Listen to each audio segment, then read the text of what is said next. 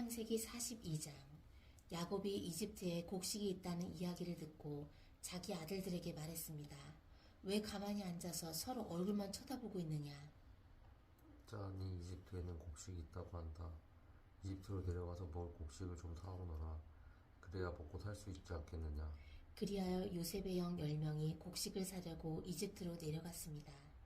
하지만 야곱은 요셉의 동생 베냐민을 형들과 함께 보내지 않았습니다. 야곱은 베냐민에게 좋지 않은 일이 일어날까봐 두려웠습니다. 가나안 땅에도 가뭄이 들었기 때문에 이스라엘이라고도 부르는 야곱의 아들들은 곡식을 사기 위해 다른 많은 사람들과 함께 이집트로 내려갔습니다. 그때 요셉은 이집트의 총리였습니다. 요셉은 곡식을 사러 오는 사람들에게 곡식을 팔고 있었습니다. 요셉의 형들도 요셉에게 왔습니다. 요셉의 형들은 땅에 엎드려 요셉에게 절했습니다.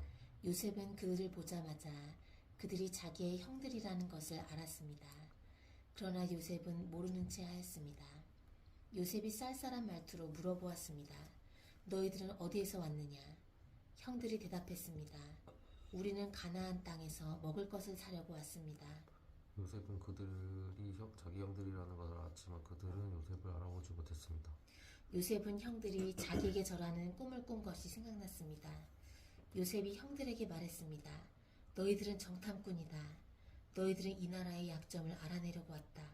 그러자 요셉의 형들이 요셉에게 말했습니다. 내 주여, 그렇지 않습니다.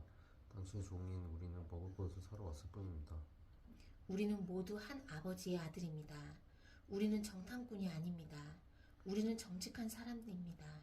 그러자 요셉이 그들에게 말했습니다. 아니다, 너희들은 이 나라의 약점을 알아내려고 왔다. 그들이 말했습니다.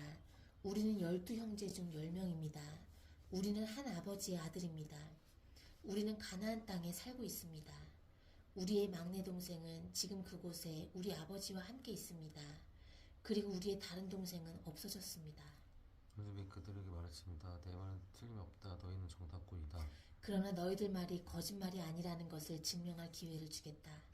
살아계신 파라오께 맹세하지만 너희의 막내 동생이 여기에 오기 전까지 너희는 이곳을 떠나지 못한다. 너희들 중 한 명이 너 가서 너희 동생이 데리고 오너라. 나머지는 여기 감옥에 갇혀 있어야 한다. 너희의 말이 옳은지 두고 봐야겠다. 만약 너희가 거짓말하는 것이라면 살아계신 파라오를 두고 맹세하지만 너희는 정탐꾼이다. 그리고 나서 요셉은 그들 모두를 3일 동안 감옥에 넣어두었습니다. 3일째 되는 날 요셉이 그들에게 말했습니다. 나는 하느님을 두려워하는 사람이다. 내 말대로 하면 너희를 살려주겠다. 만약 너희가 정직한 사람이라면 너희 중 한 사람만 여기 감옥에 남아 있어라. 그리고 나머지 사람들은 곡식을 가지고 돌아가서 너희의 굶주린 식구들에게 먹을 것을 주어라. 그리고 나서 나의 막내 동생을 데리고 오너라. 만약에 그렇게 하면 너희의 말이 진실인 줄 알고 너희를 살려주겠다. 그들은 요셉의 말대로 하기로 했습니다. 그들이 자기들끼리 말했습니다.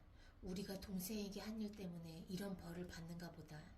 우리는 동생이 고통을 당하면서 우리에게 살려달라고 애원하는 것을 보면서도 동생의 말을 듣지 않았다. 그래서 우리가 지금 이런 고통을 당하는 것이다.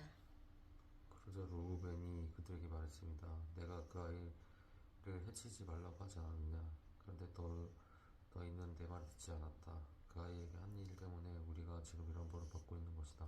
요셉은 자기 형들에게 말할 때 통역하는 사람을 통해서 말을 했습니다. 그래서 형들은 요셉이 자기들끼리 하는 말을 알아들을 거라고 생각하지 못했습니다. 요셉은 형들이 있는 곳에 나와 울었습니다. 그리고 얼마 있다가 다시 돌아 형들에게 말했습니다. 요셉은 시몬을 붙잡아 다른 형들 본 앞에서 시몬을 묶었습니다. 요셉은 종들에게 자기 형들의 가방에 곡식을 가득 채우라고 말했습니다. 그리고 곡식을 사기 위해 가지고 온 돈도 다 돌려주고 집으로 돌아가는 동안에 필요한 물건들도 넣어주라고 명령했습니다. 종들은 요셉이 하라는 대로 했습니다. 그래서 요셉이 형들이 곡식을 나가게 싣고 길을 떠났습니다.